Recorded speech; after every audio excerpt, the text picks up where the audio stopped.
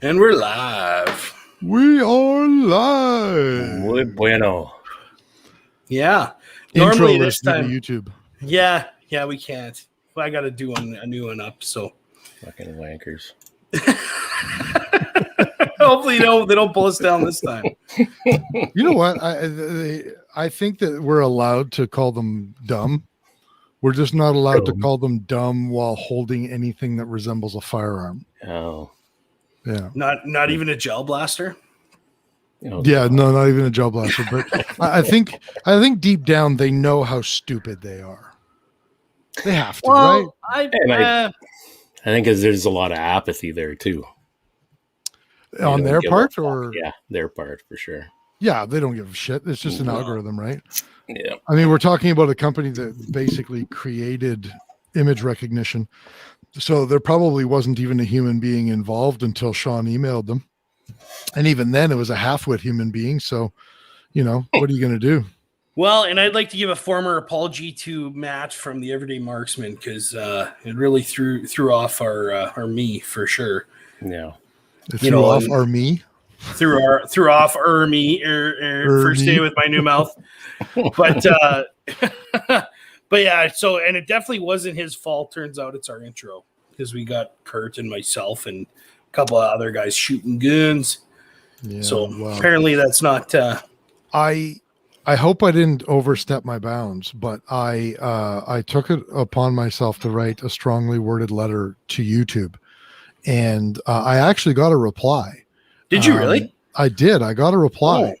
And so I'll read it here if you guys, if we have a minute or so for me to read it. And I won't read it in my voice because I think it's really important that I kind of understand where, YouTube is coming from with this whole thing. So I'm going to do my best to try to emulate what I figure this person sounds like when they're speaking. So if you'll indulge me, okay? Yeah, lay it on us. The letter I got back goes something like this. Hello. Thank you so very much for your questions regarding our decisions to disenable your live stream on our YouTube platform last week. My name is Karen and I'm your YouTube happiness assurance helper for this case or whatever.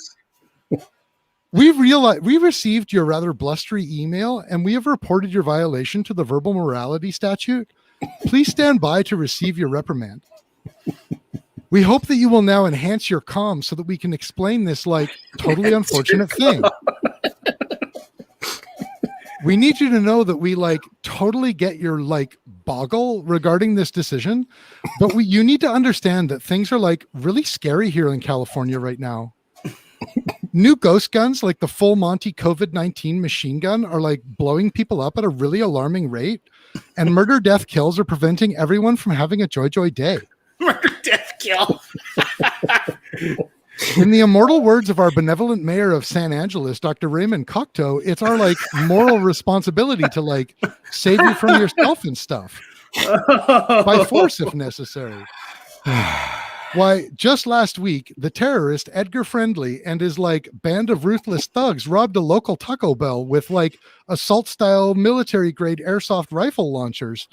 And the terrorist Simon Phoenix blew up a squad car with a semi-full automatic 60 caliber paintball rifle, forcing us to reintegrate into the police force the disgraced maniac police officer John Spartan to deal with him. I mean, come on. John Spartan doesn't even know what the 3 seashells are for or whatever. Anyway, because we're the moral authority of everyone, we get to tell people what they can and can't see on the internet or whatever. So we hope that this solves your boggle. Our decision is final. We wish you a truly happy day. Be well, Karen, YouTube happiness assurance helper. Be well, Karen. I don't think I really got too far with her, but that was the response anyway. Curt does not understand what just happened. I know that he has no idea what any of those references were. I'm like CBC at 3:00 in the morning. That's generally when that movie is played nowadays. Yeah, exactly. You need to watch Demolition Man with Sylvester Yes, I have. I have seen clear. it. Yes. Okay, good. I was only 40 when that came out. Yeah, that sounds about right. I was 7.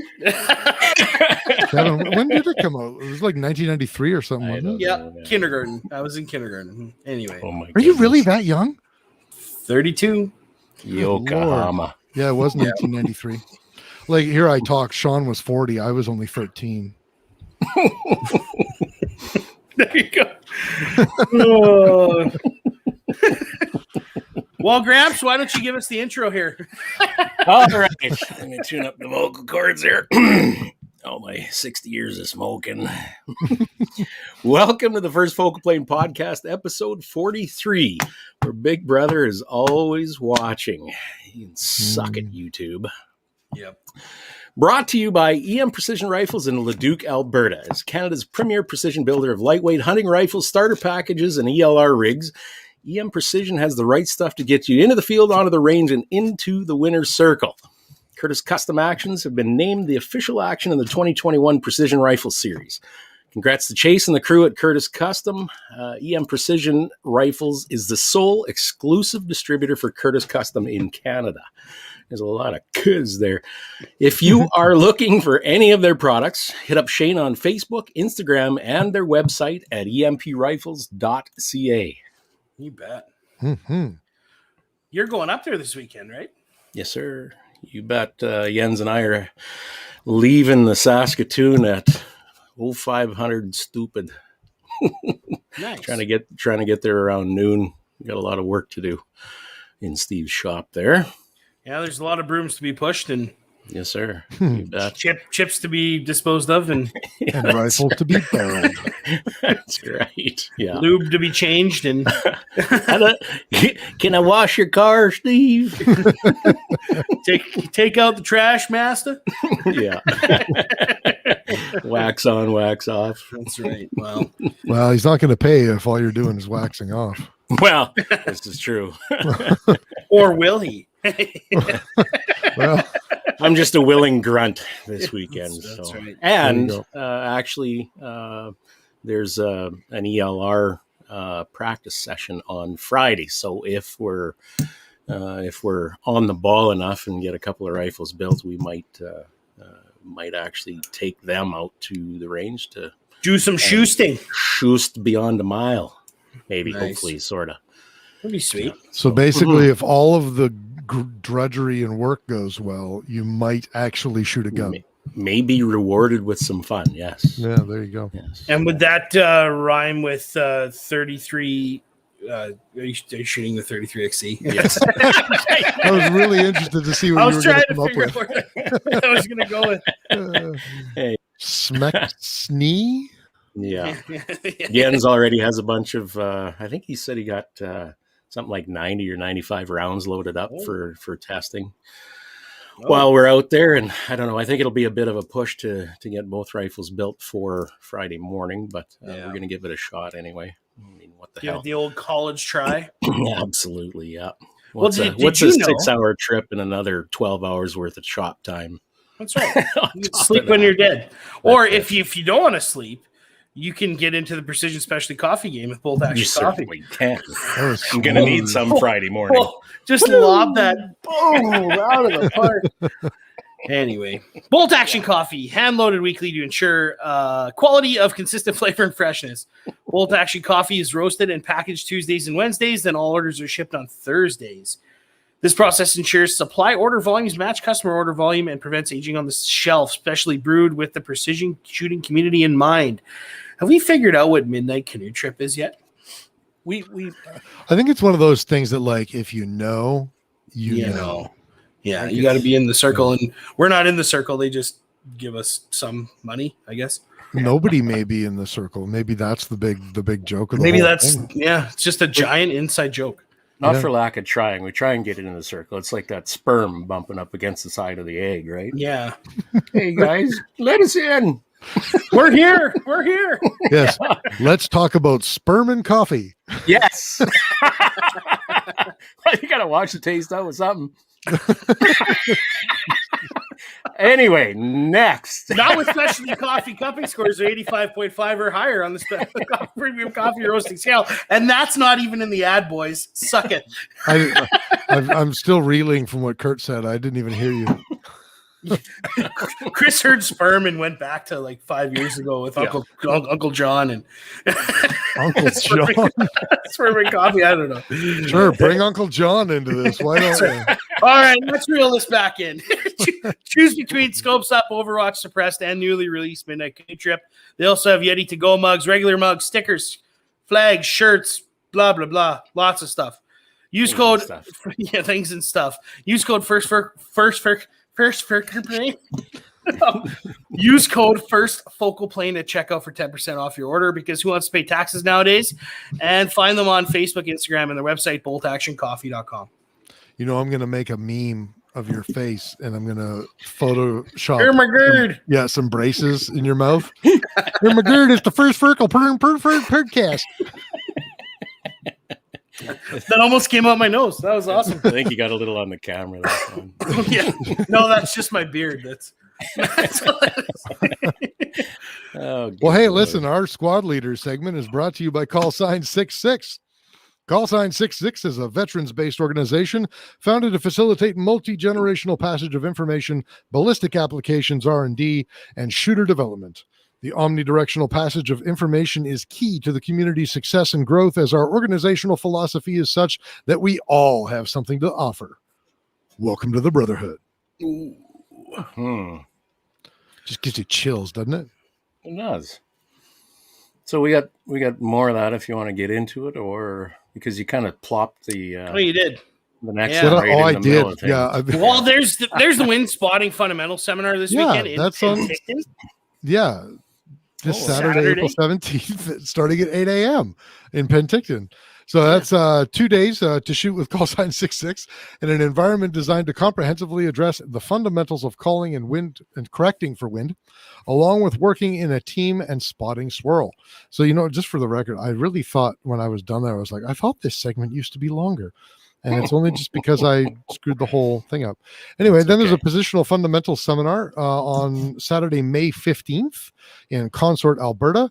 Call Sign 66 Positional Rifle Seminar offers a 2-day seminar designed for shooters, hunters at all levels to evaluate and train on a series of exercises and drills commonly seen in today's precision rifle series and hunting applications. Students that complete the course will have a proficiency in firearm safety, firearm handling under stress conditions. That should probably say and firearm handling under stress conditions. Oh God, guys, I'm butchering the whole thing here. There's courses, advanced marksmanship fundamentals, a combined knowledge of their personal capabilities with their equipment and systematic training methods of future progression. And you can find them on Facebook, Instagram, and on their website at callsign66.ca. Very nice. Can I just say that the next part, for some reason, my eyes saw the next part as rooster. Although I have many monkeys, I'm rooster. Monkeys? I don't. It says monikers, but I read it as monkeys. Maybe I do have many monkeys. You know, in some cultures, that's considered wealth. What cultures is that? Yeah. Go on. Please elaborate. Please, sir, tell us more. A man is judged by the size of his macaque.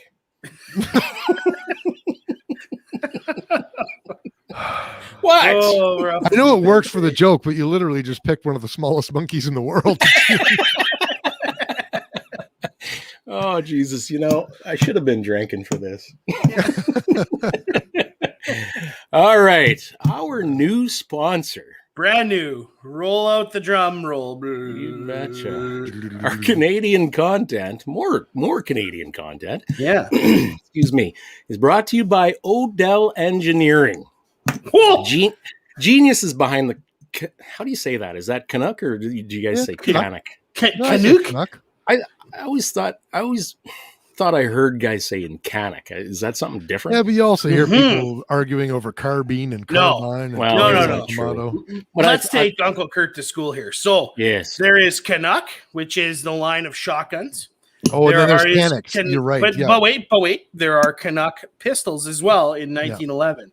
Mhm. And so that could be where you're confused, because there's also a Turkish proprietary pistol called the Canik TP9, which is very popular, very cost efficient, and a 9mm 40 Smith & Wesson and 45, I believe. Okay. So I can see where you got the Canuck line is also largely Turkish made, but they're made for the Canadian market. Great firearms, like they're phenomenal, and hopefully Phil can send us a 1911 to test fire, so I can. That would be amazing. I have multiple Canuck shotguns, and they are the bee's knees, as it were.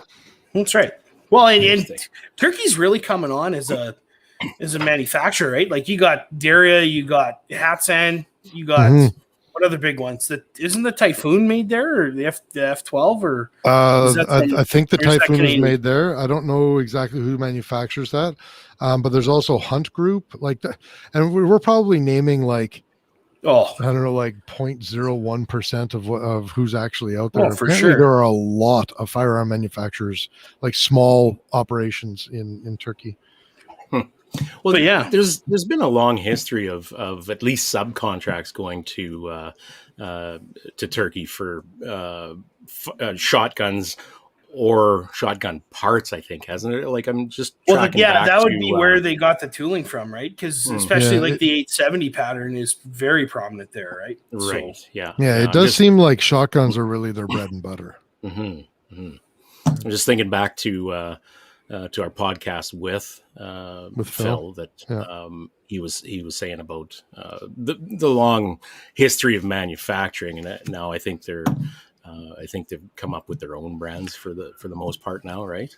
Is that how that's going? Well, I would say, like Hatsan is a brand, right, from Turkey, and they kind of started the whole Turkish shotgun revolution in America, right? Right, yeah. But there's also, it's like China. There's factories that are affiliated with the brand, and there could be 20 factories that are affiliated with one brand, right? It just depends. Who knows, right? Yeah, so, it's crazy. But that's no different than here in Canada, too, where you got, I don't know, like Colt Canada and Demaco, and then in the States you got companies like Federal making ammunition for part or components for whoever the manufacturer is. And, everyone shares stuff, right? And now Ruger makes Marlin, and up is down and left is right. Cats and dogs living together, pure pandemonium, right? Yeah. So. All right, moving on with this. Geniuses behind the Canuck line of firearms. Odell Engineering is your premium importer and distributor of some of Canada's top brands of firearms, including Bergera, Rock Island Armory, Mission First Tactical, Hyperfire, and of course the Made in Canada Canuck firearms. Made for Canada. For Canada. Sorry, I thought that was wrong. Rely on, considering we just had this entire conversation. Rely on Odell Engineering's expertise in the Canadian market to provide you the best quality in firearms and firearm accessories. Find them and a dealer carrying their products at www.odellengineeringlimited.com, on Facebook at Odell Engineering Limited, or walk into your local gun store and tell them Phil sent ya. You bet. Yeah, you can find Canuck shotguns like anywhere. They're everywhere. The great thing about the Canuck line is they've got like your more expensive end of shotguns, and they've got more like entry level end of shotguns. Like if you just need my first shotgun was the first generation of the 12 gauge regulator Defender. Yep. I don't even think they were calling it the Regulator Defender at that point. I think they were just calling it the Defender at that point. And I picked it up for $220. Yep. I remember when they first came on the market, and I'm like, oh, here we go again. Another cheap shotgun, just like, the Dominion line or whatever. And then, but I started shooting them, and I started seeing them like reviews, and I'm like, this is no joke. Like, that same Defender shotgun, like I use that whenever we're camping out in the middle of nowhere. Like I took it up to the Yukon with me for wilderness carry, and like it's perfect. It's an amazing little short barrel shotgun, and I've never had any issues with it. It's reliable for me, and that's really what you need, right? Did you leave that little stubby grip on it, or did you put the full stock? No, I've got the full stock on it. See, I've tried shooting with those stubby hand grips, like the Mossberg Shockwave is what I call it, because that's where it kind of gained its prominence. And but if you try and shoot a full load of double up buck or a 3.5 inch bird shot or something out of it, you're getting kicked. And yeah, I know the comments are going to say, "Oh, be a man, fucking grow muscles." But it's like it's about accuracy. When you've got a fucking brown bear in the Yukon charging you from 25 meters away, you need to place as accurate a shot as you can, and you may even need a follow up.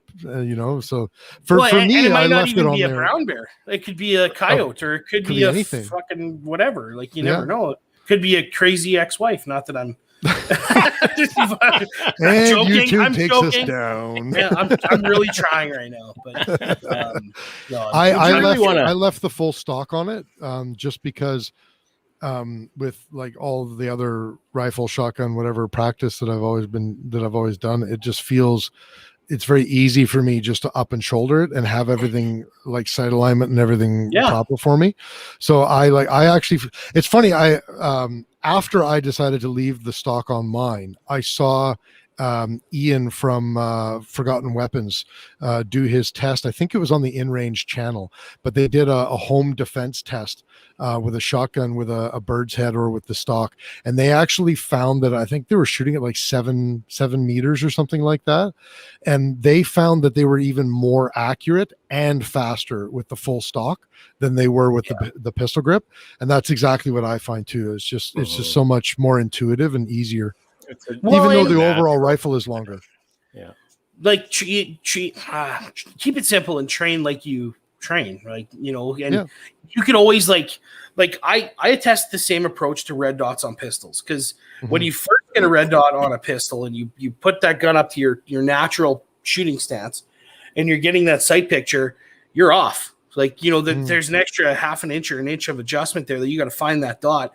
But once you start practicing, like I got not here, but in the house, a Browning, what is it? Oh, the 22 Browning with a red dot on. Oh yeah, Browning Buckmark, and that's got a Burris fast fire on it. And when I first got it, I had a bitch of a time with dry fire. I'd pull it up and be like, "Oh shit, where's the dot?" And I'm doing the tilt thing to try and find it. And but once you find it and you adjust and start, doing that dry fire, you'll get her fine. So. Yeah. Same with, and I could see the same being with a shotgun, because as soon as you shoulder a gun, it's natural. You're going to find that beat, and there you are. But with that, you're going to do the same thing, the same tilt deal with the handle as I don't know. We get that argument like all the time. People are like, "Oh, you should do it this way. Oh, you should do it this way," and people are making videos on it and arguing on it. I'm like, man, like we're human beings. Like I'm not wearing your pants either. Right. Like I'm gonna wait. Why did you stop here? And I gave you all my old jeans then. How dare you, sir? That's Sean. That's a comfort thing. It has nothing to do with practicality. Anyways, like I think like. Front. Yeah. I think ultimately, like if you're an action star in the 1980s, hey, put the bird's head on there. Go for it. Put a pistol grip, bird's head on. Do whatever you want. But I mean, if you're used to shooting rifles and you're used to shouldering rifles, then put the buttstock on. I think that's right? That nailed it for sure. So talking about dry fire, we've talked lots about dry fire with pistols and rifles. You rarely, or at least I have rarely heard about dry fire practice with a shotgun. Do you think guys do it? Like the trap shooters must. That's a good question. I would think. I wouldn't know. At least some of them would. Hey. Yeah. I would assume so. I mean, you're not going to dry fire with your $20,000 Beretta if you're going to the Olympics. Well, I don't suppose. No. Well, Kelly was in the chat, and she's been getting into she's making for the last little while. If she's still here, we'll see if she makes a comment, if she dry fires, or if anyone that she knows that does trap is dry firing. But yeah, that'd be an interesting question. Like I know guys, they'll I don't know how to say this, but they'll mimic the flight path, the follow through and all that kind of stuff when they set up before they call for a bird. But whether or not they'll do dry fire or anything like that at home, I don't know. I've never heard anyone talk about it. I would feel comfortable saying that even if a lot of people don't, it doesn't mean that most people probably couldn't still benefit from Well, it. true. That's right. Yeah, Yeah. for sure. Well, I'm sure they do.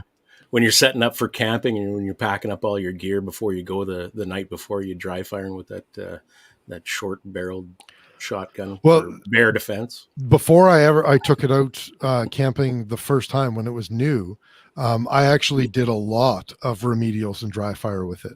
Oh, is that right? And the reason for that is because at the time my wife wasn't super familiar with firearms. So if we needed it, especially if we needed it at night, bear comes into the campsite or whatever, because we're stupid, millennial idiots, and we leave our garbage out or whatever. Right. And not that we ever do that, we don't, but but like I wanted to be able to practice like grabbing it, because I never left one in the chamber either. I usually don't. So I wanted to practice grabbing it, racking it, and making sure the safety is off as I'm shouldering it up. Right. So I did a lot of, and that's not even for sport. Like that was just for bush carry. Right. Mm-hmm. Yeah. I mean, that's a tough one. Cause, with dry fire with shotguns, you could develop a lot of bad habits, especially if you do not. How do I explain this? Like if you dry fire and then don't shoot it, and then it comes to a scenario where you need it, you're gonna have that habit where you're probably gonna miss, right? And then if you short stroke that round that you just shot, you're gonna be in a worse case of hurt than you would be, especially if a bear's charging you, right? Absolutely. So, but then again, I don't really think that dry fire alone is helpful, the most helpful for any sort of firearm. I think that dry fire, just like everything else, has to be mixed with live fire. Well, especially if your intent for that firearm is like a high stress situation, like you're talking about. Like, sure. I don't think there's any replacement for actually practicing full on practice that sequence of events or whatever. You can stand in your living room and try and replicate that as best you can with some dry fire, but without the stress. I'd say you're woefully unprepared for a real event like that. And I would say even double when you're using a shotgun that has only a front bead sight.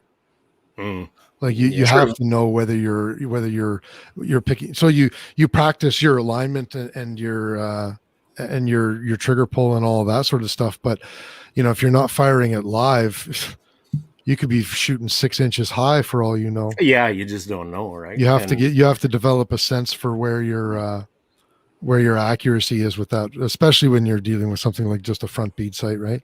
Your red dots, post a notch. Okay, we'll make your arguments, whatever, as long as it's sighted in properly.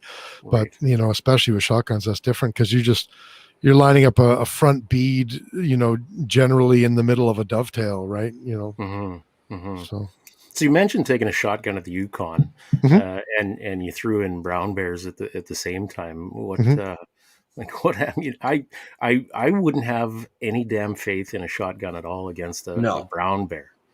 It's funny. So I think I've said this before. My family lived in the Yukon for nearly 6 years, from 87 to 92.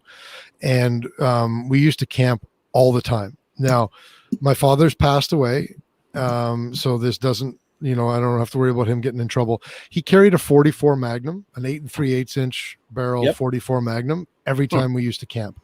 And it was Canadian tuxedo. This is the 80s, so the Canadian tuxedo was still cool. The jean jacket, and he had the armpit holster, the shoulder holster.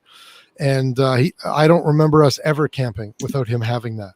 Yeah. And I remember him having a conversation with a buddy of his one time too. And the conversation was like, okay, well, a cougar or a lynx or a black bear or whatever, comes at the boys while you're camping. Like I get the 44 there, but brown bear charges your guys' campsite. You really think that 44 is going to stop them? And my dad's answer at the time was, when it comes right down to it, I don't have to stop the bear. I just have to stop the bear long enough for my family to get to safety. That's right. And that's the approach that he took. But 44 is no joke too. Like, sure, with that's proper shot placement, you're gonna put down a brown bear. Like, still my favorite gun. Is that right? Yeah, believe it or not, I inherited it from my dad. It's got like custom rubber Pachmeyer grips on it. He had the trigger done. It's like a couple ounces in single action. He had it. What is it again? RCMP depot. It's a Smith and Wesson 29-2. Oh, it's literally Dirty Harry's gun. The 8.375" barrel. Yeah. Yeah, my favorite gun in the world. I love that thing. You know what? They ban handguns. Sorry, guys, you're gonna have to come take that one from me. That one has more like you heard it here. I'm not even like I'll say it out loud. Like that thing has more sentimental value to me than any like that. Nothing reminds me of my father more than that handgun. So forget it. Yeah, you don't need to outrun the bear. You just need to outrun your buddy. Yeah. See, that's what you didn't understand. The shotgun's not for the bear. The shotgun's to hamstring your buddy so that you can get away. Hey, why is there only 2 3/4 birdshot in here? I'm not just off a bear. Yeah. Well, I'm looking to slow you down, not kill you. Yeah, just long enough for my family to get away. Exactly. Well, thanks, brother.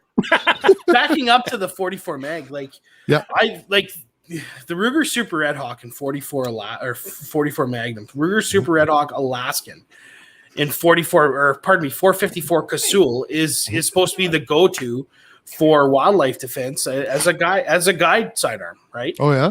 But in 454 Casull, especially out of a snub-nosed barrel, that thing is cooking, and sure, your follow-up shots are going to be brutal, you know.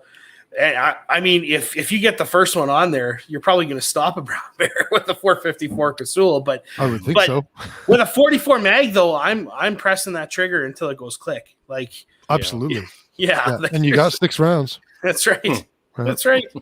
Unless you have one of those Kunins in 357. Have you seen the Kunin 1911s in 357 Magnum?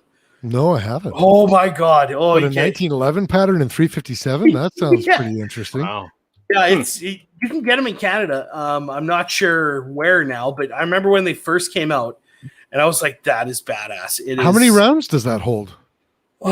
6 or 7 at least. So at least as much as a 45. Basically, it's a 1911 with a larger palm swell, right? If that makes sense.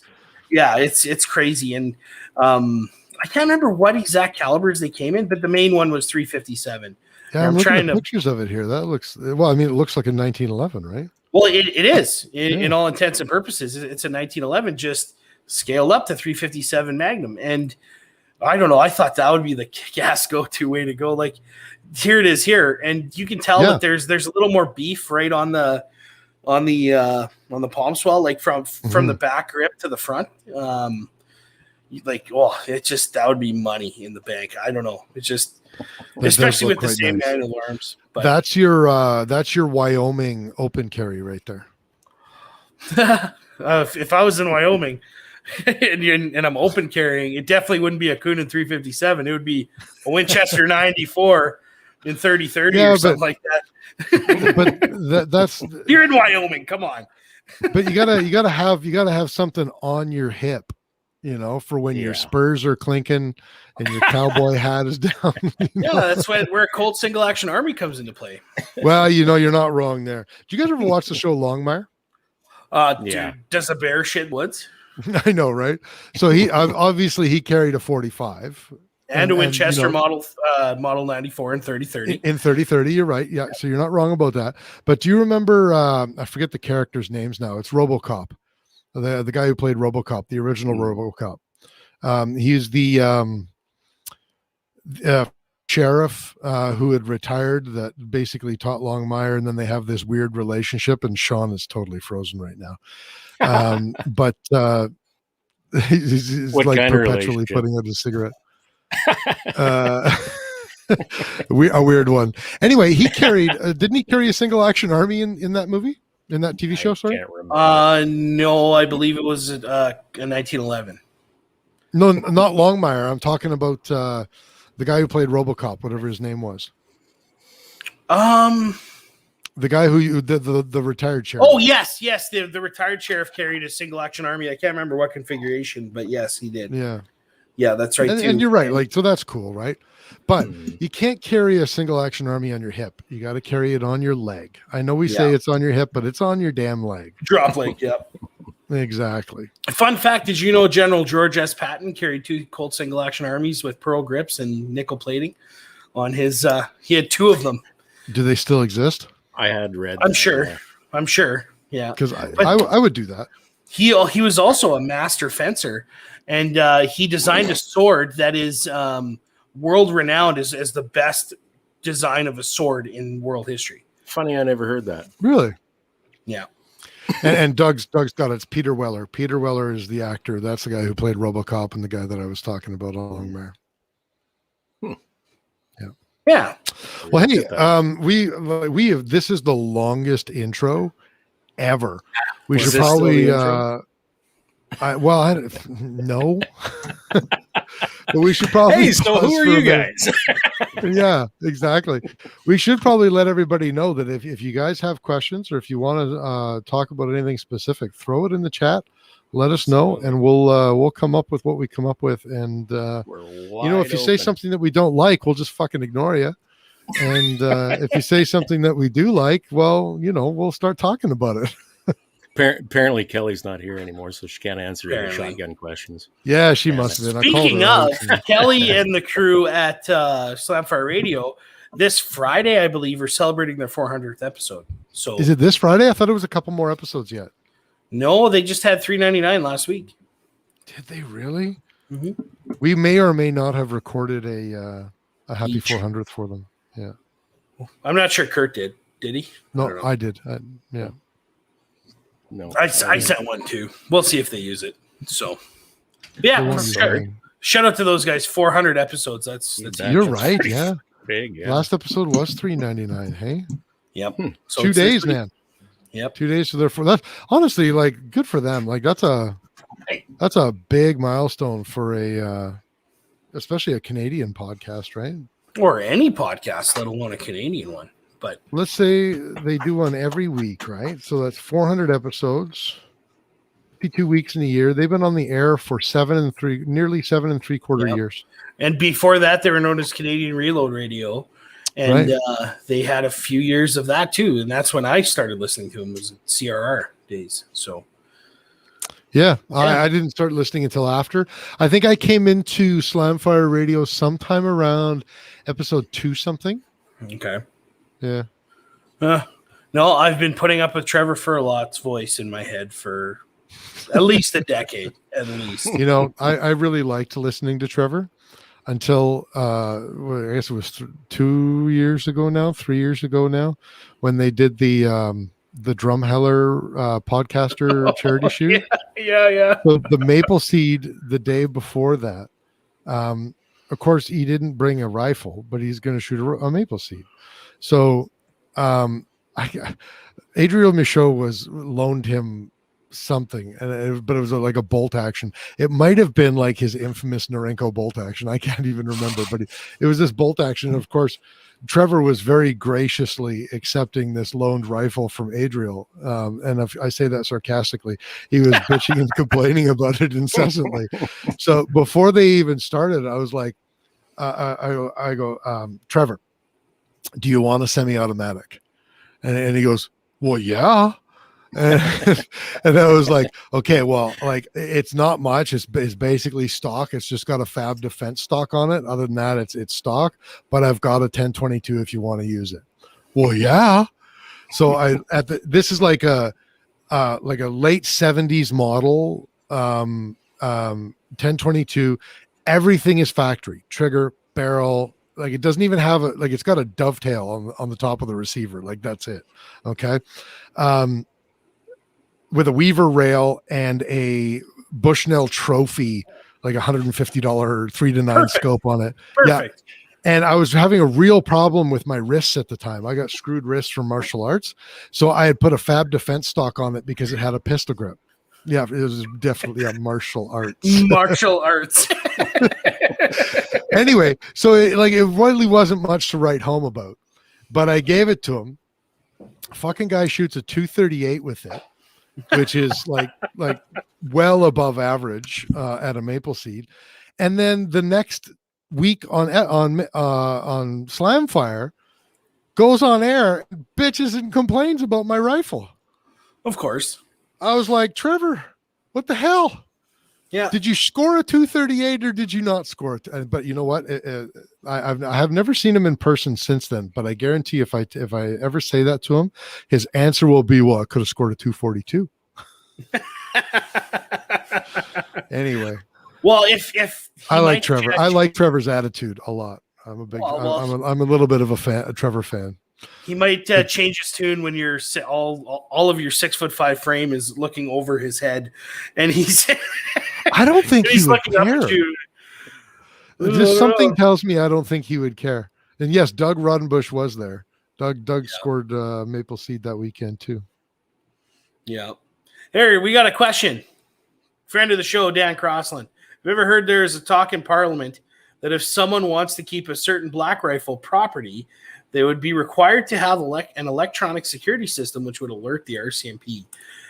That's speculation. There's nothing in the Bill C-21 that states that. So, and let's be honest, even if that some like a legislation like that was passed, how the fuck do you implement that? Like we haven't been able to implement this whole breathalyzer thing for cars either. You know, like it would have to be court ordered, on an individual basis. You know what I mean? For sure. I can't see that ever being instituted on law-abiding citizens. You know, I think there would have to be reason, i.e., you've broken the law, or in order for anything that intrusive to be put into your home. Like that's some pretty Big Brother stuff, right? Yeah, I guess I wouldn't put it past them though. I wouldn't put it past trying it. You know, No. This government is doing the weirdest shit. Like it's hard to even predict now. You know, like this whole like killing the investigation into abuse of female soldiers in the military. Like this is literally like the woke gender equal government, right? Yeah, and they killed it in terms of what they say. Yeah, so and you know that's got to be losing them some voters, right? So you like it's so out of character for them. But then again, you look at it and it's like, well, do they want to lose some voters by shutting down the investigation, or they want to lose more voters when they get caught? And it comes out that they A, knew about it, B, didn't do anything about it, et cetera, et cetera, et cetera. But I agree with you. I wouldn't be surprised to see them try it. I would be very surprised if that would be anything that the average Canadian citizen would have to worry about at all. Well, and they might put something forward, but it'll never come into implementation unless they win another majority. You know. I don't even see it going into implementation there either. I see that being like putting a tracking device in a law-abiding citizen's home. There has got like that's even our weak-ass Constitution. That's got to be violating the Constitution. Well, there are no property rights. Surprise you though. That's exactly right. No property rights, but we do have rights to privacy, and we do have rights to security of the person. Neither exactly right there is a picture of it, and neither of those things can be maintained if we're putting tracking devices in people's homes. Well, we're never going to put a tracking device into people's homes because we carry a tracking device right here in our pocket voluntarily every day. Right. True, but voluntary is also different than the government mandatory. Doing it, right? True. You know, we're all carrying these stupid tracking devices anyways, but they can't make us download their app. You know, that's true. Although they can hijack them with the with their COVID alerts, or not COVID alerts. They're not Amber Alerts. I'm okay with the Amber Alerts. It's the other alerts. Yeah. Oh, it's the same alert system. The emergency, The emergency alert. That's the word I was looking for. Yeah. Mm-hmm. And Taylor's right. You know, Taylor says they can listen in on your conversation from your cell phone if they really wanted to. I mean, yeah, they could. They have to have the cooperation of our what you call it? telecoms, but I mean, I'm sure the technology is there for sure. Yeah, I mean, Oh, for sure. Big Brother is watching. That's the theme of the show, right? So, Yeah, and if you're not I on guess a it watch is. list, you're doing it wrong. So, But without being too much of a tinfoil hat guy, I mean, Big Brother's been there forever, and Big Brother is always trying to overstep. yep. And really, the only difference, and whether they succeed or whether they don't succeed, is what will the citizenry put up with? Well, and what is there to regulate that anymore? Like, I think the gates have been opened, and nobody's Mhm. putting up any fight, and the No. regular citizens. So we complain about it or say something. Who's doing anything about it? Not Well, a or fucking soul. if they complain or think they're doing something, it's thoughts and prayers on Facebook Oh, Jesus. or a fucking post about Yeah. they're not doing anything. They're just doing something to help validate their own feelings in their Yeah. own bubble. And it does nothing. You need to engage, your members of parliament and your members of the legislative assembly and go from there. So, Yeah, no, I completely agree. The average person needs to get a lot more involved than they are. Oh, Scott's already upset. well, Scotty, the Sapro match was canceled. So that's So that's not good. no. Yeah. Hey, here's something good. I'll be going out to the range this Friday and Yes. testing out a new pew pew. Are we talking about that, Sean? We can talk about that. Hey, Yep. he doesn't even have his earbuds on. We can talk about that. Hey, Oh, Rooster? yes, absolutely. You Of bet. course we can. So I've got the new FD12 bullpup shotgun, and I'm going to be testing it out. I've already done a takedown on it and got that all filmed up, but I got to get some filming done on shooting the sucker, and we're going to get a review out to everybody for that, because it's an interesting little shotgun. I would love to compare it to the Spectre. Unfortunately, I don't have a Spectre. And they're Phil, both... hint, wink, wink. Interestingly, they're both they're both Canuck line shotguns. They're both Odell shotguns. But anyway, it's going to be a hell of a lot of fun, because nothing is more fun. I don't care. There are few things more fun than firing semi-automatic shotguns. Oh, for sure.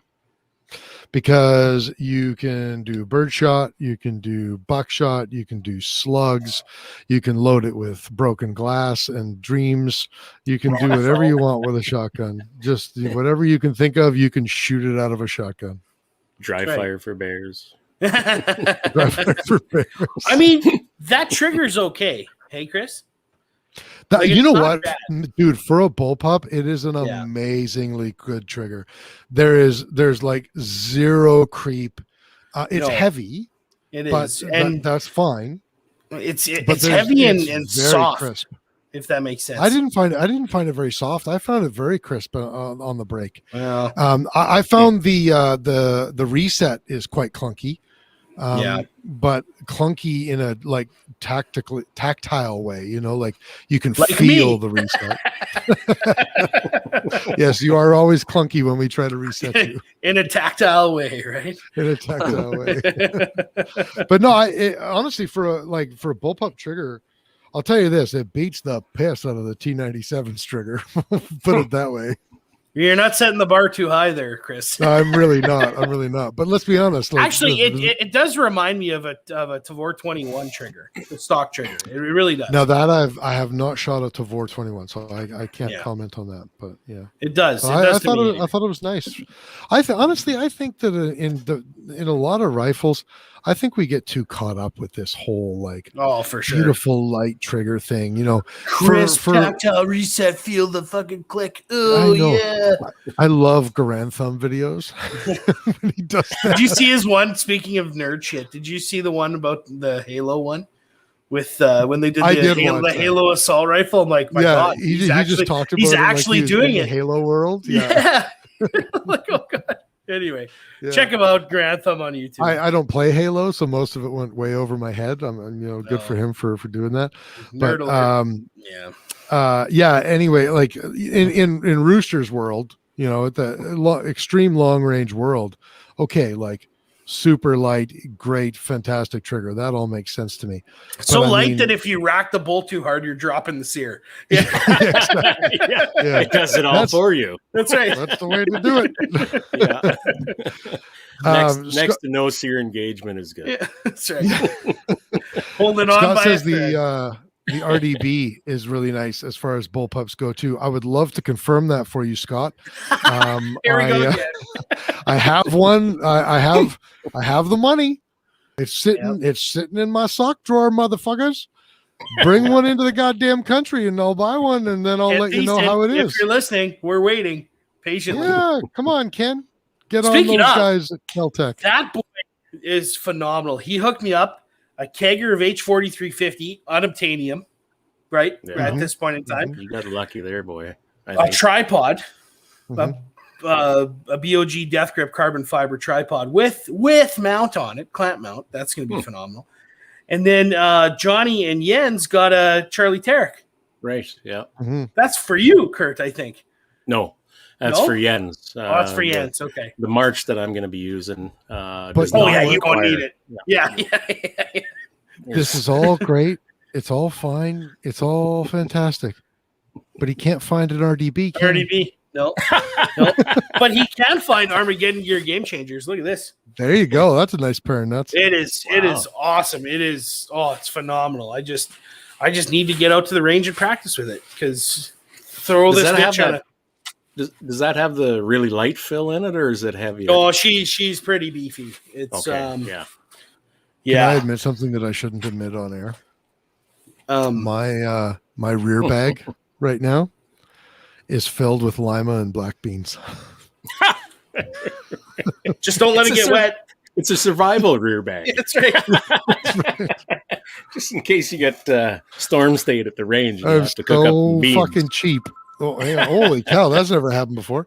But no, there's a first time for everything. Welcome to the Mickey Mouse podcast. Bonjour, ça va? Anyway, I'm so cheap that I can't even go out and buy some sand, or just go into a backyard and get some sand. Yeah. Well, here I can't reach it. I run a Tab Gear rear bag because when Miles was out at your range, Curt, and I was shooting his PGW Coyote, he had one of those, and I'm like, well, it's awesome, so I bought one. Actually, I bought two, but it's phenomenal, and I don't even know what that's filled with, but like this guy, she is beefy, like at least 3 or 4 pounds, 5 pounds, like it's there, but you can tell it's just solid, rigid canvas construction. Well, not rigid, but stiff canvas construction. It's got the straps. Cordura? Yeah. It is with nylon, Velcro and nylon wraps. It's a great bag, man. And he gave me a smoking deal on it. So nice. Yeah. Good. Fantastic. I don't know what, like, there's so many things you can run in those bags. You're talking about beans work, sand works, just whatever you're doing, whatever you're comfortable with, I guess. I've run airsoft BBs in my rear bags for that's an long time. And I don't know, I think they do quite well. There's that stuffing for stuffed animals or whatever you can get at Michael's or whatever. It's those like those at like a Build-A-Bear sort of beads. thing. To be honest, beads, I'm not sure. Yeah, they're small foam beads. I thought you were talking they're about really like the actual stuffing. Oh no, no, not that stuff. Would like to buy one from where. Personally, John's talking about an RDB, I think, still, isn't he? Or Johnny, you mean an RDB or do you mean a rear bag? I'm looking. Oh, there's no more Armageddon Gear Game Changers at Bullseye North. Oh, I got the last one. Sorry, boys and girls. What's retail on that's that? The thing, man. If you see something like at a retailer these days, like, get on it because they're not lasting. Yeah, no kidding. My buddy just wanted to get a Fab Defense stock for a little Plinker 1022 that he got. Mark, you guys know Mark. And North Pro Sports in Saskatoon. Do I mean Jeff? What? Remember when I had you guys that's on? right. I called him Jeff. Jeff. Right to his face. That's right. Anyway, so North Pro Sports in Saskatoon had one of these 1022 Fab Defense stocks.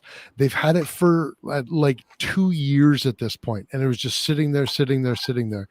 And so he's telling me that he wants to get this thing. And I was like, well, because he was using mine. And I said, well, North Pro's had one for years. Just like call him up. Calls him up today. They sold it like a couple of weeks ago. No, of course. Yeah. Anyway, So, I'm not sure. sure. The story is if you see something in stock, frickin' buy it. Oh, definitely. That seems to be spanning across the full spectrum of shooting sports related products. I think. Hey, like everything. Yeah. I think It's everything, man. Yeah. It's wild. Well, even looking at this, you got the Armageddon Gear Game Changer, the OG, which is what I got. And looking at that, let's go color. Let's just say multicam, $174.99 in stock. This is Andy at Inside Arms in Alberta, in Edmonton, I believe. And Kyle Brown, he's got lots in stock. So if you guys are looking, Andy at Insight's got a ton of them. He's got red. He's got, look at all these different colors. Wax screen. Now, I'll tell you what, Kurt's guys. favorite. If you want one, fucking go get it now. Otherwise, you ain't gonna get one. I can guarantee you that, because right. I'll bet you in the next couple of weeks he's going to be out of those. I thought Insight was in Lloydminster. Yeah, somewhere up there in northern. That's where he Alberta. started, at least. Anyways, I'm pretty certain he's still there. One of those unimportant hillbilly towns west of Saskatchewan. Okay, because we can throw stones. Hey, we're not in we Regina. We're not in Regina. We're not in that's Moose Jaw. true. We're not Watch in your PA. tongue, We're not in sir. Battleford. I almost named this episode Experience Regina from that mock tourism Regina song. Regina, Experience Regina. Anyway, go on. I actually, he's singing that, but I've never heard that That's before. all it is. Oh, there you go. Scotty says Insight's still out of Lloyd. Sorry to hear Insight is out of Lloyd. There you go. Our condolences to Insight. that. Just decide, are you in Saskatchewan or are you in Alberta? That's Yeah, figure it out. Like between you guys and Flin Flon, like, come on. exactly. Didn't they divide the border? Okay, Jesus, here we go. Didn't Welcome they to divide the geography. border? First playing geography segment. Yeah. But isn't it broken down on not parallels, but on geographical lines? Lloyd? That's what our border is, isn't it? No, Saskatchewan. Yeah. So Well, that's why we exactly got it. Like, that's why nobody gave a shit that it cut two towns in half, one on either border. Right. Yeah. Well, it's not a straight line.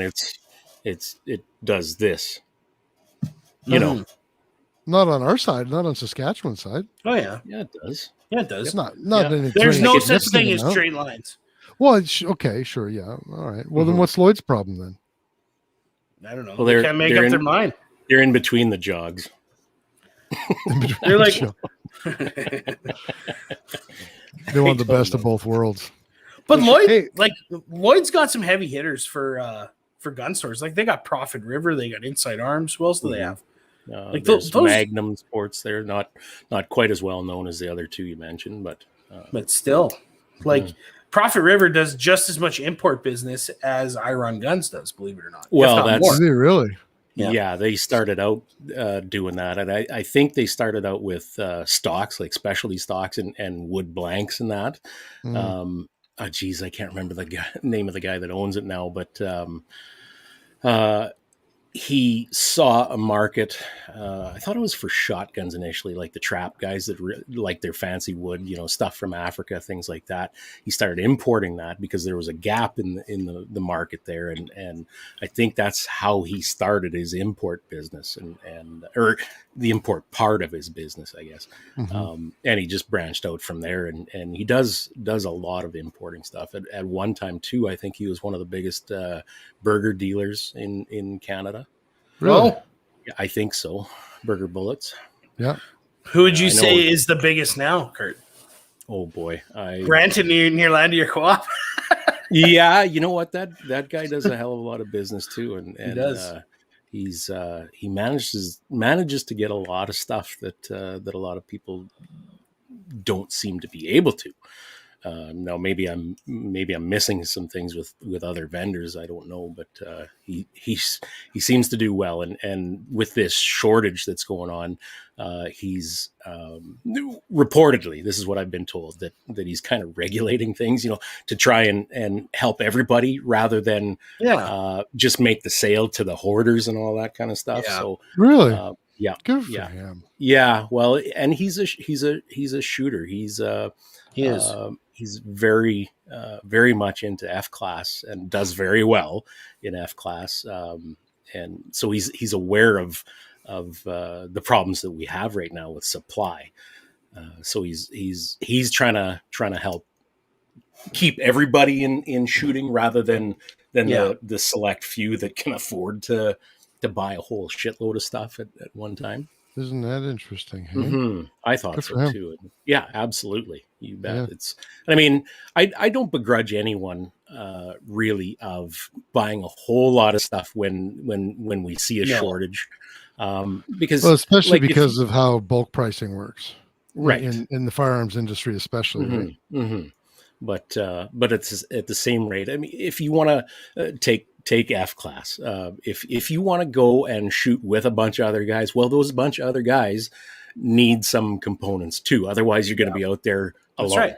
Yeah. So, and I don't think that's fun for anybody. I'm sure they'll just sit there and watch you shoot, right? Right. Yeah. Yeah. I'm sure. Yeah. Yeah. People are very magnanimous that way. Magnanimous. I got to look. That's a word. Holy hell. Right, let's do it. Because I don't even know what it means. While you're doing that, Scott Chitchell. Also, on a positive note, my EM Curtis Valor should be ready this week. Hopefully, fingers crossed. Nice. Well, hopefully Curt doesn't work on it. So, well, I might. Just for Scott, I might brush up on the old machining skills that I haven't used for quite some time.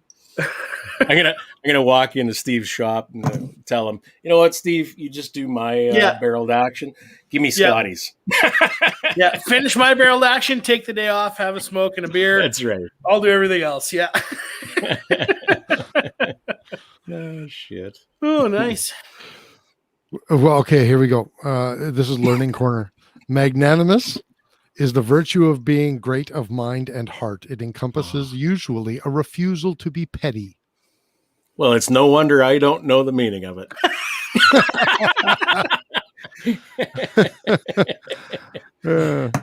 What was that? Somebody was making a joke. The last time that you were talking about possibly working on rifles at EM, somebody made a joke about stamping a dick right at the throat, so that when the brass expands, it stamps the brass with a dick or something. Oh, I'm not saying anything. Did I dream that? Did I make that up, or did that actually happen? Well, on a previous Kris, episode? there's a custom way of Cerakoting your gun to have dicks on it too. Did you know that? Do tell, please. Blacklight only, apparently. Right. Oh, I still seriously? have yet to find mine. No, I'm legit kidding. Pretty inspecting their guns. Man, okay, never mind. I gotta Sean needs to tell this. Yeah, okay. So with my gun that Shane and Steve did up for me, the joke was we're gonna engrave dicks all over it. And I'm like, all right, I guess if I'm getting a deal on it, I guess I have to put up with the color I get, right? And anyway, so I get the gun and I'm looking at it and I'm like, what the fuck? There's no dicks on this thing. I'm like, I was kind of disappointed. Yeah. And then I go out to Curt's range and we take the gun apart and we're looking for the dicks on it. And we can't find it. We're like, what the fuck? The only guy I know that's obsessed with trying to find a dick. Hey, well, you were looking just as hard, if not harder, than mine. I was. No, I was trying to express some support for you. That's okay, yeah, that's it. Here's a wrench. The magnanimous rooster. Magnanimous rooster. Anyway, so we shoot the gun. I come back home. And I'm like, oh, I gotta find this caulk on this thing. And so I call Shane on the way home. Like, you said there was gonna be a caulk on this. I'm kind of disappointed. He's like, no, it's a custom way of doing Cerakote. You got to use a blacklight. So I ordered a fucking blacklight flashlight, a UV flashlight. Probably like an OLED blacklight for like $175.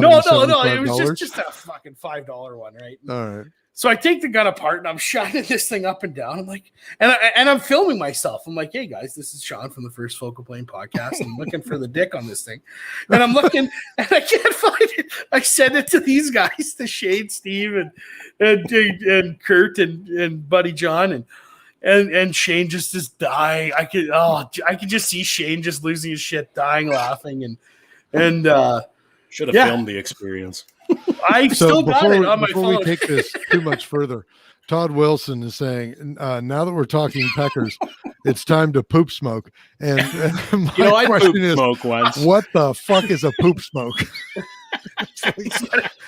Do you have suppository cigarettes or what's going on here, Todd? I poop smoke once and I piss excellence. But he did correct himself. It was apparently a typo. He meant to say it was time to pop a smoke. Just for anybody thinking about doing this out there, for the your Tide Pod challenge folk, do not poop a smoke. It's not. Or do it and film it and put it on YouTube. It's not going to go the way that you think it's going to go. You'll get taken down off of YouTube, guaranteed. Yeah, Two girls in a smoke cup. A poop smoke cup. Yeah. Okay. Guys, this is two girls in an ashtray. we should we haven't done one of these in a while where we don't have structure and we just go takes us. Curt, marvelous man. There's a reason for that, and I think that reason is because it takes us to fucking dick barrels and poop smokes.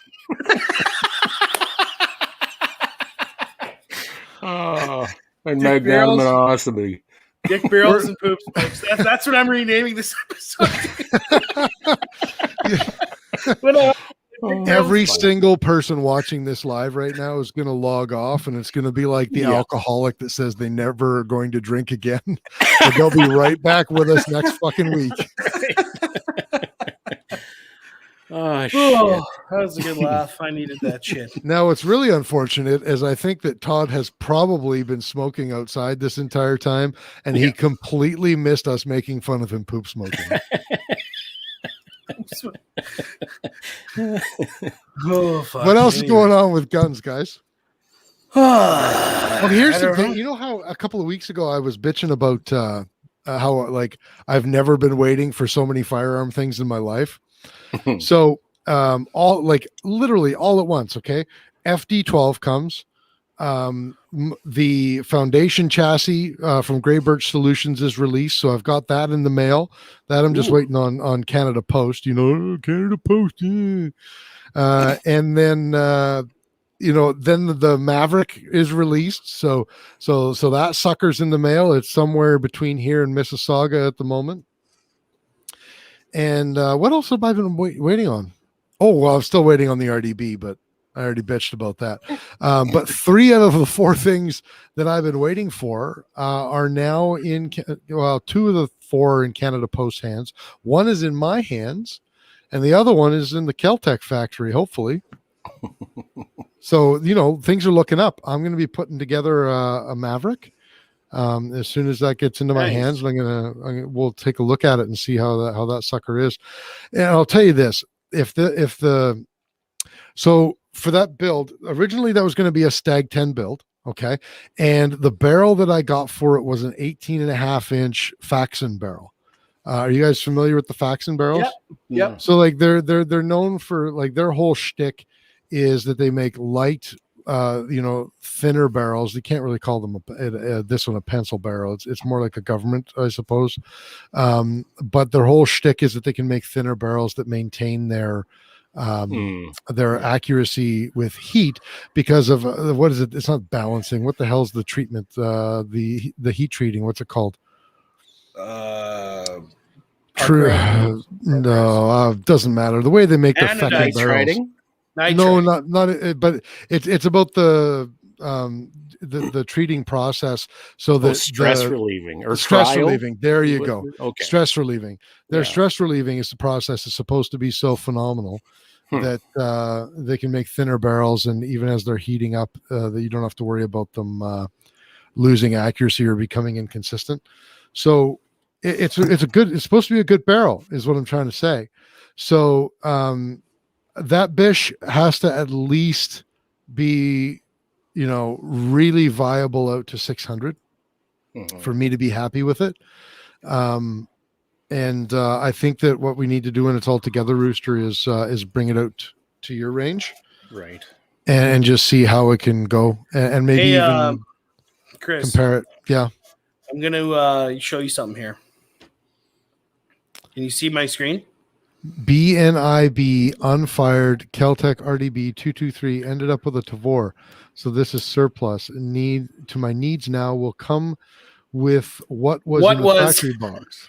His English is impossible.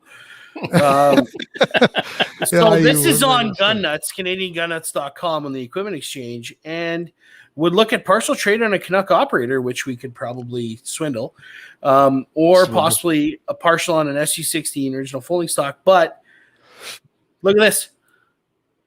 1900 Piss off, 1900 shipped.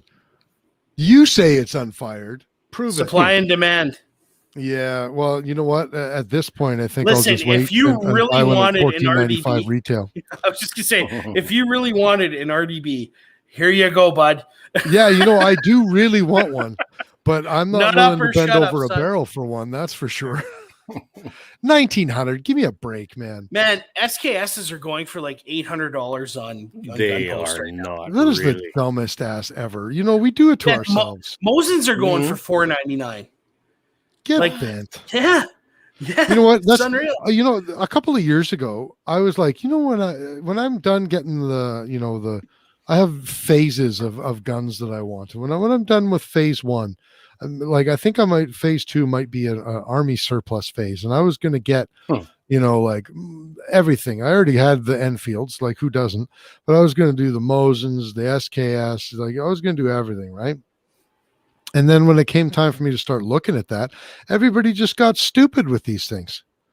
Now I get at the retailer level and, importing and all of that being what it is, and the prices go up and there's less of them right now than there have been in the past, and blah, de, blah, de, blah. But don't fucking blow sunshine up my ass and try to tell me that your Mosin Nagant is worth $500. Yeah. Here we go. A 44 Izhevsk X Sniper Mosin scopeless sniper rifle, $500. Is this used? Yeah, a 56 letter series SKS mint condition bore, $450. It is. Oh fuck, it's unreal. Mint condition bore means that I run a fucking bore snake through it before I ship it out to you. Give me a break. Emblem doesn't have any Enfields. Steve Emblem says he doesn't have any Enfields.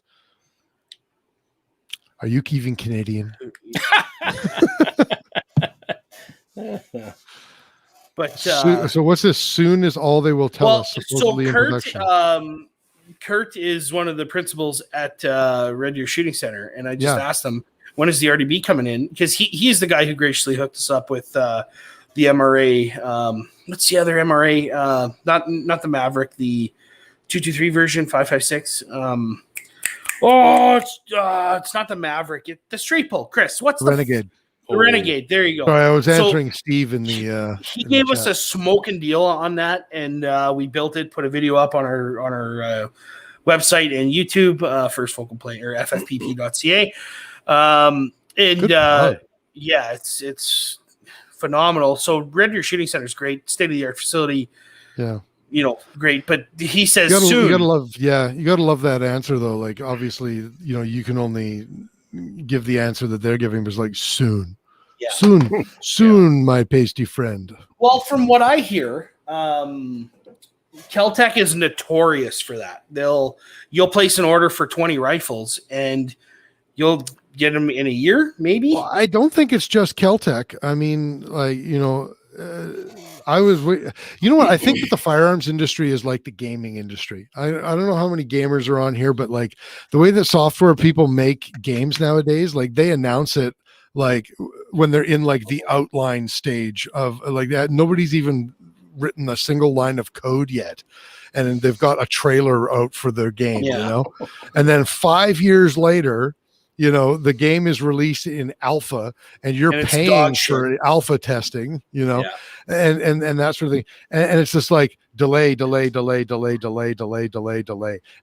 that that a lot of, maybe not all the firearms industry, but there seems to be a lot of that. And I'm not saying that like, fuck you guys, I'm not complaining about it. I'm just like saying that like, I think that it exists, you know, and there are challenges for sure. I get it. In some way, it's hard to blame them because people in Canada are so hungry for innovation right now. They are. The past several years, you know, it's something new coming out, something that won't fall under the ban umbrella and all that kind of stuff. And we've got this idea, and we're in the design stage or whatever, and they want to stir up interest, I'm sure. Well, for sure. And people bite on it. And you look at in these last several years, all the pre-orders that have gone on for certain firearms, and people dive in.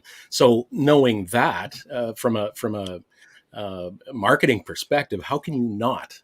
For sure. Well, you're right about that. Especially when your customer market base is going to let you do it. Mm-hmm.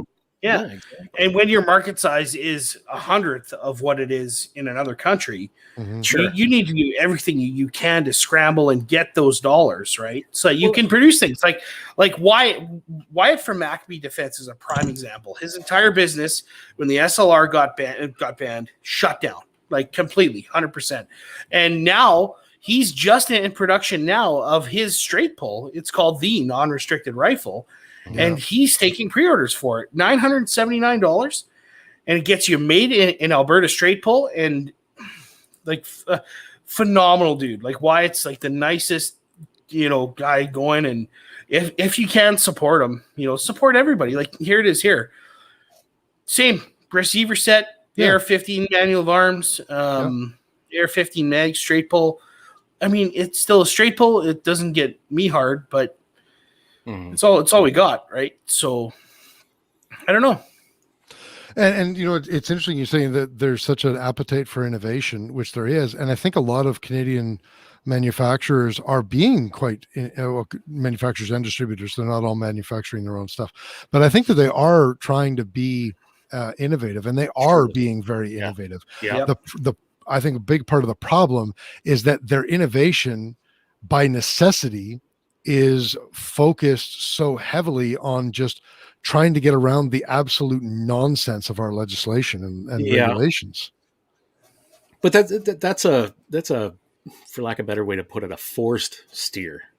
You know, like they're sure, you know, but it's also part of survival, for sure. Right, because if they don't pivot in those areas, I mean, look at Maccabee or MRA or whatever, BCL, it caused them just to jump out of the whole freaking market, you know, Maccabee, their bread and butter was based on these semi-autos, ATRS is, same thing. And in a large part, MRA was the same thing. Right. Mm-hmm. So it's a lot of it is out of necessity, because if they're not, adapt or die. And man, there's got to be so much overhead in this industry that it's even if you're successful and well established, you're probably only a couple of botched orders, or look at Wolverine Supplies. You're only $500,000 of unsellable inventory away from being next to insolvency, right? Not saying that Wolverine is. They're not. They've never said that. They're not. Don't misunderstand me.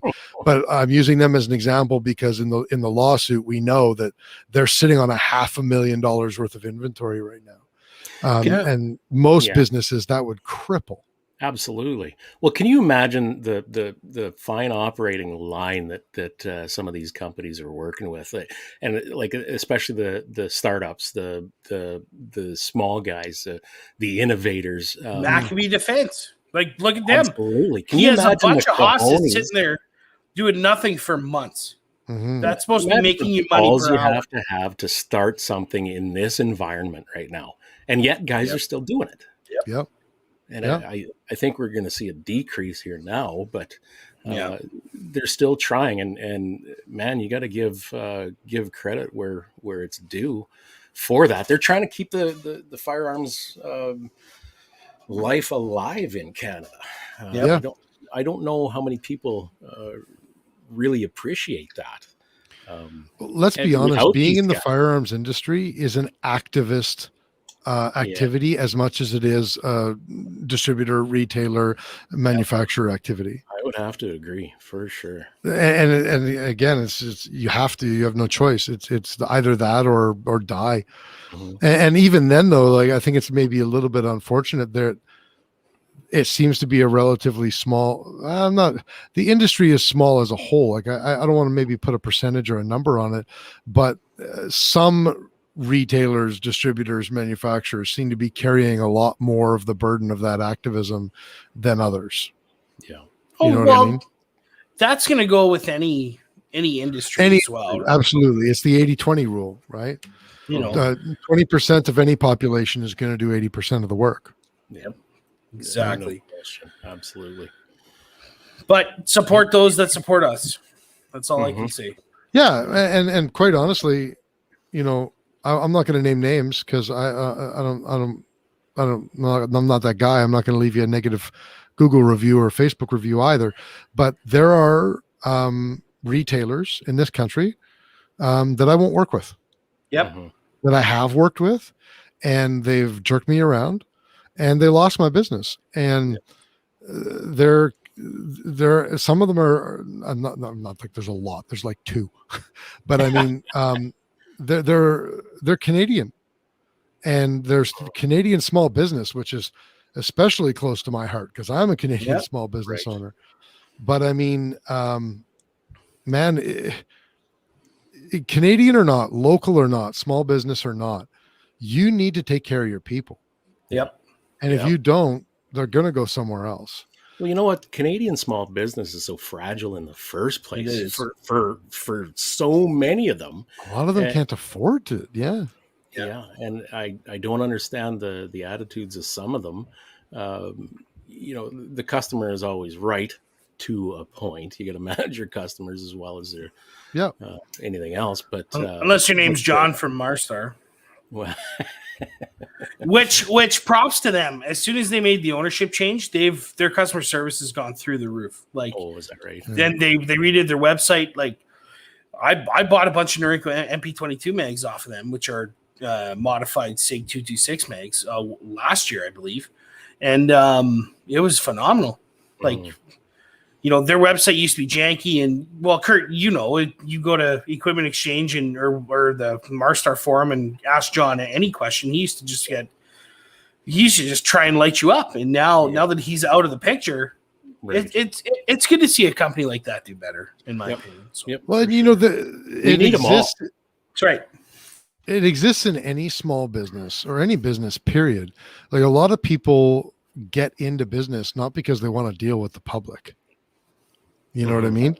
Like, how many firearms retailers have gotten into the business because they like shooting guns, not because they wanted to deal with the public. Well, dealing with the public is a necessity. Well, yeah, and me and Curt and our mutual friend John, we always say if one of us wins the $21 million Lotto 649, one of us is starting a gun store and we're paying us all a 6-figure salary and we're going to go to work. Yeah, exactly. There you go. But I mean, like, the reality is that the necessary part of being able to do that thing that you love is you got to sell guns to people. Yeah. Yep. And you know, guns are machined tools, right? Yep. Not every one of them is going to be coming out perfect. No. It's a machine made by man. It's going to break. Exactly. And so if you don't take care of your people, you know, if Ford doesn't take care of people, then they're going to buy Chevys. If Chevy's not taking care of people, they're going to buy Dodge. Well, Dodge doesn't take care of people, so they're probably going to go buy a fucking Toyota. Watch your mouth, sir. But I mean, that's the reality of life, right? Like, if you're not prepared for that, Yeah. You're gonna have some. Anthony says the more people I meet, the more I like my dog. 100% agree. Yeah. Well, and Scott, I put it up, but I didn't say it before. Scott says everyone is so sensitive nowadays. That is also true. Well, and with the platform that most people have now to go and trash somebody, and that seems to be a favorite topic for some. They run into some it's small man problem syndrome. with I think so, absolutely. Like they don't have anything better to do, and I imagine it's gotten worse with the lockdowns and all that kind of stuff. They have nothing better to do, so they go and bitch about something insignificant or something that a manufacturer can easily correct.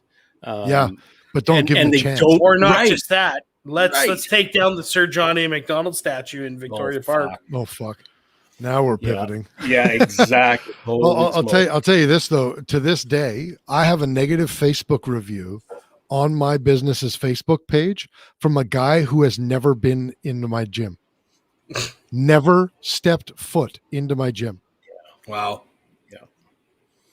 That's where you need a brute squad patrol. Just I know, right? Randoms and all right. You want to test it out? Exactly.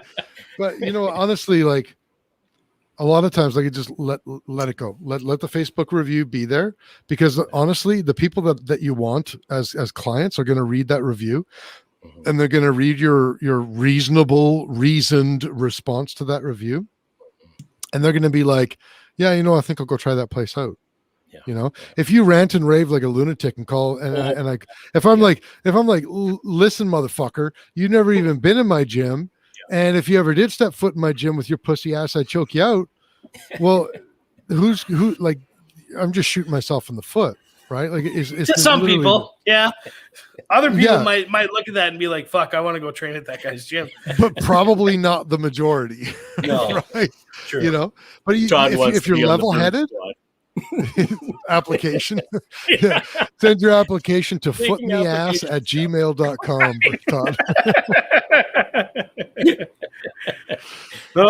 Anyway. Spud. Okay, so Spudman was curious. What was he saying? Is there more money to be made on selling a factory-made firearm or a custom-made firearm? Shit, you're asking the wrong. I mean, per unit. Or like the factory stuff they rely on volume, right? And I've got to believe that you're like, I don't know if he's asking about margin per unit or if he's asking about overall money. I would say overall money, definitely factory, because of the volume. OEM is the way to go always, But that's easier said than done. It takes some people a lifetime to get to that status, right? So, it's also a matter of what do you value your time at, because a custom firearm is all about time equity, right? $155 an hour. That's what I built my time out at. Which, frankly, is not a lot. No. I had a conversation with Tell my that lawyer to some of the farmers day. I deal with. Exactly. I had a conversation with my lawyer the other day. We spent a little over a half an hour talking. It cost me almost $200. Jeez Louise. Yeah. I would say definitely an overall money factory. What do you guys think? Yeah, absolutely. Yeah, well, for sure. You don't like the. It's all scalable. I dare say the materials are of lesser quality from the factory due to volume, but and I don't know, the care and craftsmanship is definitely not there. I mean, you got 18-year-old kids running CNC machines in the factory and just pounding out parts where a gunsmith doing a custom gun is touching every part with intent. Intent to engrave dicks on the barrel of the gun. Well, and every part is being touched by who would be like the most senior person on the floor in a factory, like overqualified for a factory in most cases, right? Yeah. Well, that was fun, boys. That was a good show. I was bored out of my mind the whole time. Shit session. Yeah, of course you were. Yeah. Anyway, if you guys want to see more of this, go to our Facebook page, FFPP Podcast, First Focal Plane Podcast. Leave us a 5-star review or don't. I don't care. Just leave us a review. Just no dicks. Well, oh man, Rooster! Now that. someone's going to leave us 5-star review, and the comment is just going to be no dicks. No dicks. No dicks. Or hey, whatever, dicks. man. A 5-star review is a 5-star review. That's right. We'll take it. We whore out to everyone. So let us know how we're doing. If you like the content, leave a like on our page and share so we can spread the wealth. Thanks for everyone who does share. That's awesome. Also, our website, check us out on there, ffpp.ca. Graciously built by Boomstick Media, Duncan, and the guys over there. That's awesome. What else? Oh, we do have another sponsor to add because he's graciously providing us music. John Johnston. Oh, he is the still guy going from the Dirt Road Scholars in Virginia. He is, but it turns out the Dirt Road Scholars had nothing to do with the music. It was just John. Oh, it was just him. Okay. Just him. So we're shouting out the Dirt Road Scholars for no reason whatsoever. Well, but that's his band, so check him out in Virginia. He played guitar in a lot of house bands. I want to say Keith Urban and who else? Who's the Toby Keith, the Patriot? That guy. And also he builds custom guitars. Right. Any type of guitar you want, whether it's a Gibson Les Paul or a Fender Strat or Telecaster or whatever, he can do it for you, whatever color you want, any type of wood, anything. So check him out, JohnstonCustomGuitars.com. He does ship internationally. And if you do want one, tell him we sent you and he'll give you 10% off. Better than a Les Paul. I don't know what I'm talking about. I'm just repeating words I've heard in the past. I do. Anyway, that's it, boys. Appreciate it. That was fun. We need to do this more often. No shout-outs? Oh, yeah, shout-outs. Chris, go. Oh, shit. I actually didn't have one. All right, here's the thing. I'm just going to shout out Karen. I appreciate that she responded to our concerns and on the YouTube issue. Because of her taking down our video, she graciously sent you a new set of 3 seashells. Yes. Although I still have no fucking idea how to use them. Does anyone? No one does. He doesn't know how to use the 3 seashells. People asked the director of that movie after it came out, like, how do you use the 3 seashells? And he was like, I don't know. We didn't fucking like design it. We thought 3 seashells would be funny. Curt, who's your shout out? I'll have to go with Rifles Refined. He's a stock maker. He's going to make the stock for my 33XC that we're heading out to Edmonton to build this weekend. Soon after that, I'll be sending it down to Nova Scotia to Owen at Rifles Refined. Yeah. There you go. Check him out on Instagram. He makes some amazing wood products. He does. Oh my God, it's nice. He likes to handle wood in various shapes and forms. Oh boy. And Rifles Refined on Instagram. They're awesome. So yes, you betcha. I want to give my shout out to Ken Thiessen again for hooking me up with that kegger of H4350 on Obsidian at a smoking price too.